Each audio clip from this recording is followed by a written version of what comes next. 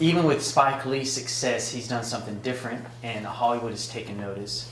And that is he crowdfunded $1.3 or $1.6 million through Kickstarter, and he shot it and he put it on Vimeo as a digital download.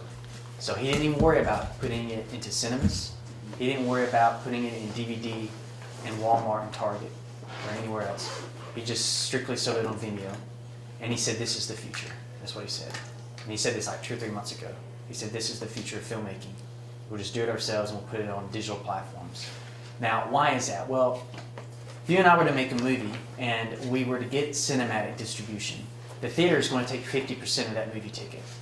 After that, print and advertising is going to take a fee, and then your distributor that got it into the cinema for you is going to take a cut. So if you sell an $8 movie ticket, production usually typically keeps about $1.50.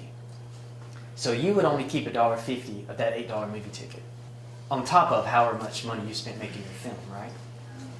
In digital, if he puts that on Vimeo for say $10, and Vimeo takes a 20 to 25% platform cut, you still keep 75%.